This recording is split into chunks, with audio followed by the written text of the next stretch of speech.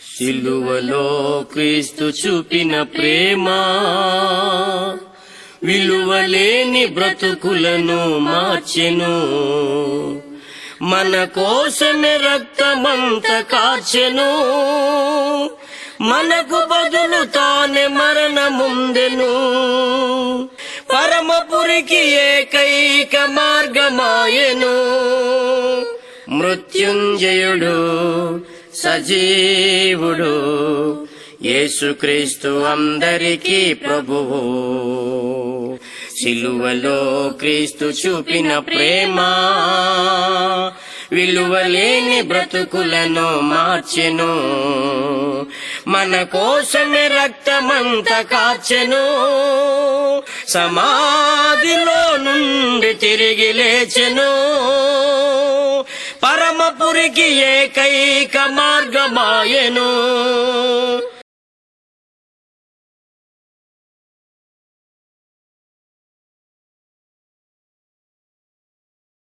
మీ అందరికీ నా హృదయపూర్వకమైన వందనాలు నేను తెలియపరుస్తున్నానండి. మరి సత్యమార్గం ద్వారా దేవుని వాక్యం విని దేవుని ఆశీస్సులు పొందుతారని నేను నా హృదయపూర్వకంగా ప్రతి ఒక్కరికి తెలియపరుస్తూ ఉన్నాను. దేవాది దేవుడు జగత్ పునాది వేయబడక మునిపే ప్రేమ చేత యేసుక్రీస్తులో మనందరినీ కూడా ఎన్నుకున్న విధానం పట్ల దేవునికి మనం కృతజ్ఞతలు తెలియపరుస్తున్న బద్దులమై ఉన్నామనే విషయాన్ని కూడా గమనించాలి. మనం గమనించినట్లయితే చిన్న వాక్యాన్ని మనం గమనిద్దామండి. తమ కాలం ఎప్పుడు వచ్చినో నరులు ఎరగరు అన్నటువంటి సబ్జెక్ట్ అండి. ప్రతి ఒక్కరు కూడా మరి వాక్యాన్ని గమనించాలని నేను కోరుతూ ఉన్నాను. తమ కాలం ఎప్పుడు వచ్చినో నరులు ఎరగరు అన్నటువంటి సబ్జెక్ట్ అండి. గలతీయులకు రాసిన పత్రిక 3:27 వచనంలో మనం గమనించినట్లయితే క్రీస్తు యేసులోనికి మనం బాప్తిసం పొందిన మన అందరం కూడా క్రీస్తుని ధరించుకొని ఉన్నాము అన్నటువంటి విషయాన్ని మనం గమనించాలి. అంటే ధరించుకొని ఉన్నామంటే గుణగణాలు ఉండవలసిన అవసరం ఉంది. ఈ విషయాన్ని మనం గమనించాలి. మరొక వచనాన్ని మనం గమనించుకుందామండి. పాత నిబంధన గ్రంథం నుండి 139వ కీర్తన 16వ వచనాన్ని మనం చదువుకుందామండి. నేను పిండమనై ఉండగా నీ కన్నులు నన్ను చూసిను. నియమింపబడిన దినములలో ఒకటైన కాకమునిపే నా దినములన్నీ నీ గ్రంథములో లిఖితములాయను అన్నటువంటి విషయాన్ని మనం గమనిస్తూ ఉన్నాం.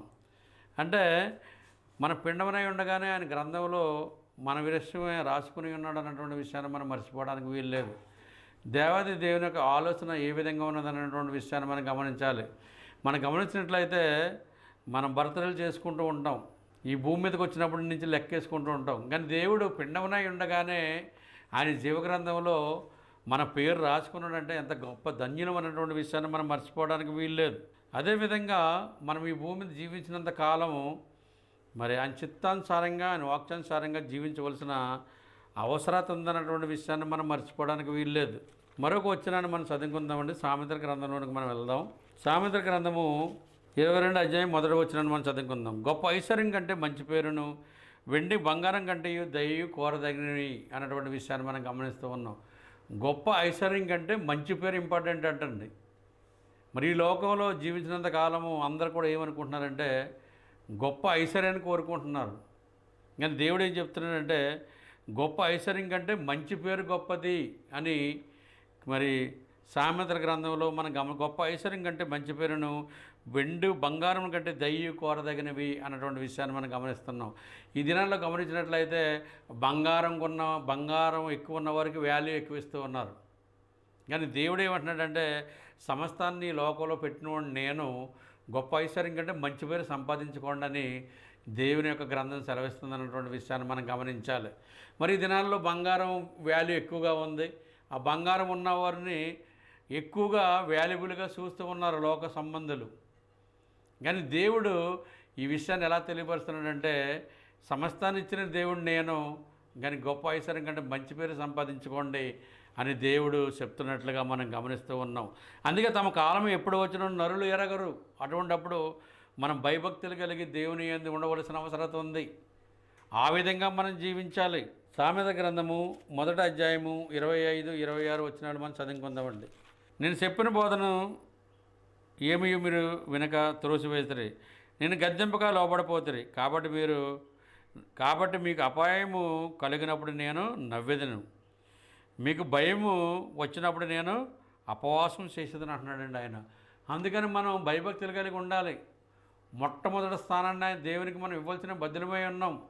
ఆ విధంగా జీవించాలి. ఈ లోకంలో జీవిస్తున్నామంటే కొన్ని దినాలండి, మన జీవితం చిన్నపాటిది. జీవిస్తాన్ని మనం మర్చిపోవడానికి వీల్లేదు. మనకు ఉన్నటువంటి ధనం విషయంలోను, మనకు ఉన్నటువంటి ఐశ్వర్య విషయంలోను, మనకు ఉన్నటువంటి ఆస్తుల విషయంలో ఏదో మనం గొప్పవారమని ఈ భూలోకంలో జీవించడానికి వీల్లేదు.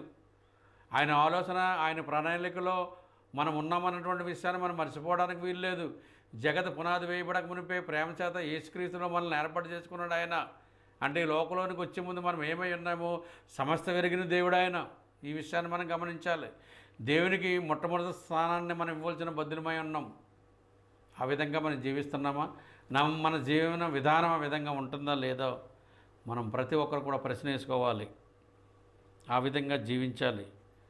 నూతన నిబంధనలోకి వెళ్దామండి. కొరింథీయులు రాసిన మొదటి పత్రికలోకి మనం వెళ్తూ ఉన్నాం. ఇప్పుడు మరొక వచనాన్ని మనం చదువుకుందాం. కొరింథీయులు రాసిన మొదటి పత్రిక 10వ అధ్యాయం 12వ వచనాన్ని మనం చదువుకుందాం. తాను నిలుచున్నానని తలంచుకున్నవాడు పడకుండినట్లు జాగ్రత్తగా చూసుకునేవాళ్ళను అన్నటువంటి విషయాన్ని మనం గమనిస్తున్నాం. అంటే తాను నిలుచున్నానని తలంచుకున్నవాడు పడకుండా ఉన్నట్లు జాగ్రత్తగా చూసుకునేవాళ్ళంటే ఏదో దినాన్న మరి పడిపోతాడు దేవునిలో నుంచి అన్నటువంటి విషయాన్ని మనం గమనించాలి. అందుకని భయభక్తులు కలిగి మనం దేవుని నందు భయభక్తులు కలిగి జీవించవలసిన అవసరత ఉందన్నటువంటి విషయాన్ని మనం ఆలోచన కలిగి ఉండాలి. ఆ విధంగా మనం జీవించాలి. ఇదే దేవుడు కోరుకుంటున్నాడు అన్నటువంటి విషయాన్ని మనం గమనించాలి. ప్రసంగి గ్రంథము 9వ అధ్యాయము 12వ వచనాన్ని మనం చదువుకుందామండి. తమ కాలం ఎప్పుడు వచ్చిన నరులు ఎరగరు, చేపలు బాధకరమైన వల యందు సిక్కబడినట్లు, పిట్టలు వలలో పట్టుబడినట్లు, అశుభ కాలం హఠాత్తుగా తమకు చేటు కలుగునప్పుడు వారు సిక్కబడదురు అన్నటువంటి విషయాన్ని మనం గమనిస్తూ ఉన్నాం. తమ కాలం ఎప్పుడు వస్తుందో ఎవరు నరులు ఎరగరంటండి. అంటే సడన్గా వస్తుంది అన్నటువంటి విషయాన్ని మనం గమనించాలి. పిట్టల వల్ల పడినట్లు, చేపల వల్ల పడినట్లు కాదండి. మరి మన జీవితాన్ని మన జీవితం యొక్క ఆలోచన ఏ విధంగా ఉందన్నటువంటి విషయాన్ని మనం ప్రతి ఒక్కరూ ప్రశ్న వేసుకోవాలి. తమ కాలం ఎప్పుడు వచ్చిన నరులు ఎరగరు, బాధకరమైన వలయందు చిక్కబడినట్లు, పిట్టలు వలలో పట్టబడినట్లు, అశుభకాలము హఠాత్తుగా తమకు చేటు కలుగునప్పుడు వారు సిక్కబడదు అన్నటువంటి విషయాన్ని మనం గమనిస్తూ ఉన్నాం.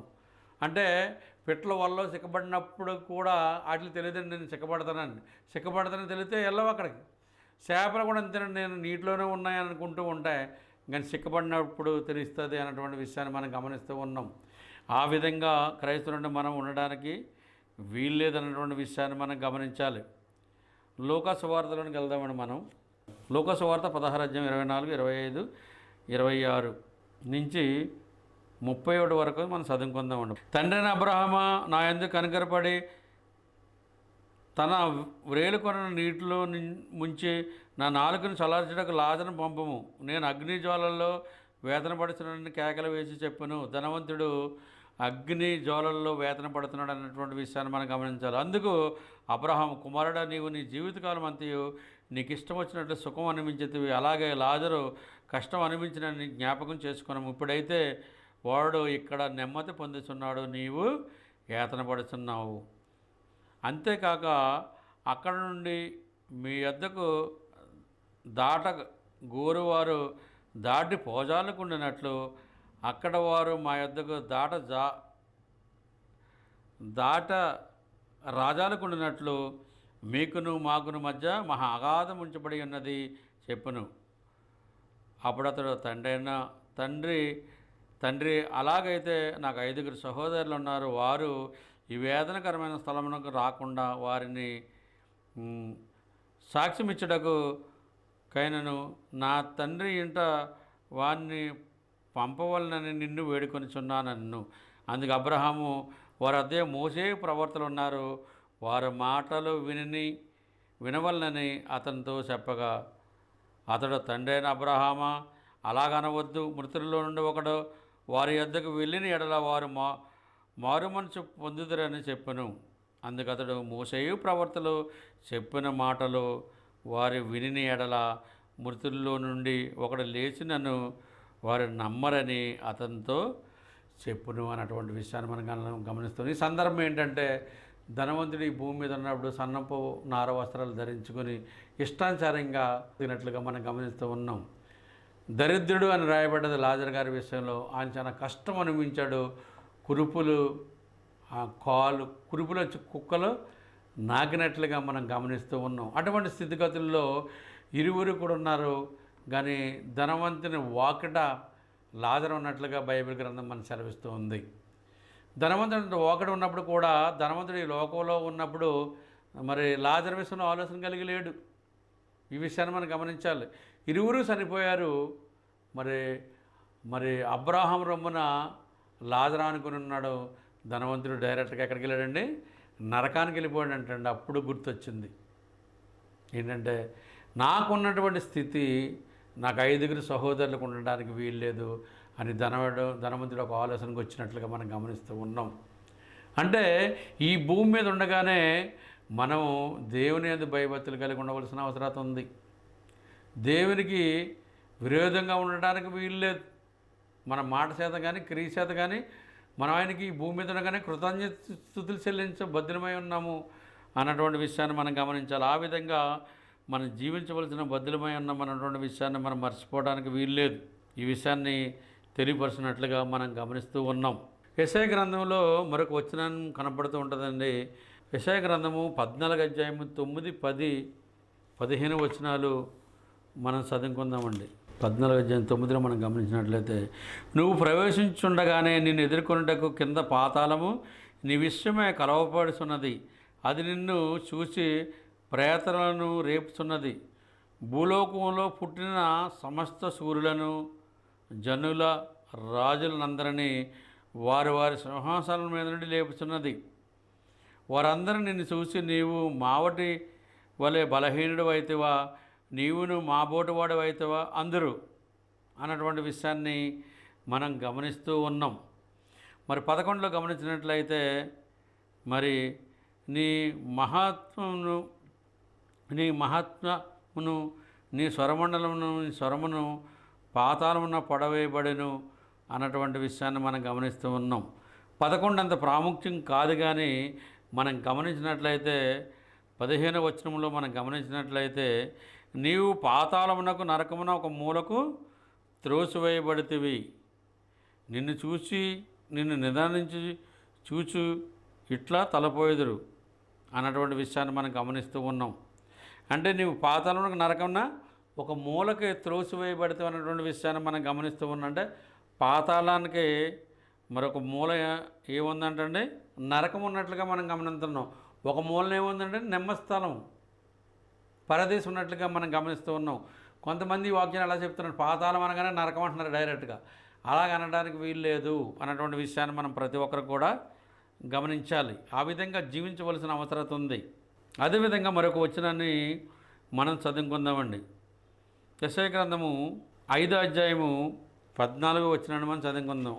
అందుచేత పాతాళం గొప్ప ఆశ పెట్టుకుని పరిమితంగా నోరు తెరిచి ఉన్నది. వారిలో గనులను సామాన్యులను గోసేవారును హర్షించేవారును పడిపోదురు అనేటువంటి విషయాన్ని మనం గమనిస్తూ ఉన్నాం. పాతాళం ఎలాగుందంటండి? అలా నోరు తెరవబడిందంట. పాతాళం అనగా పాతాళంలో నరకము అనేటువంటి విషయాన్ని మనం గమనించాలి. ఇక్కడ రాయబడినట్లుగా మనం గమనిస్తూ ఉన్నాం. అందుచేత పాతాళమును గొప్ప ఆశ పెట్టుకొని అపరితంగా తన నోరు తెరిచి ఉన్నది. వారిలో గనులను సామాన్యులను గోసేవారును హర్షించేవారును పడిపోదురు అన్నటువంటి విషయాన్ని మనం గమనిస్తూ ఉన్నాం. అందుకని తమ కాలం ఎప్పుడు వస్తుందో నరులు ఎరగరు అన్నటువంటి విషయాన్ని మనం గమనించాలి. దేవుని యందు భయభక్తులు కలిగి మనం ఉండవలసిన అవసరం ఉంది అన్నటువంటి విషయాన్ని గమనించాలి. అదేవిధంగా మరొక వచనాన్ని మనం గమనిద్దామండి. యోహాను సువార్త 10వ అధ్యాయము 3వ వచనాన్ని మనం చదువుకుందాం. అతని ద్వారపాలకుడు తలుపు తీయను, గొర్రెలు అతని స్వరం వినును.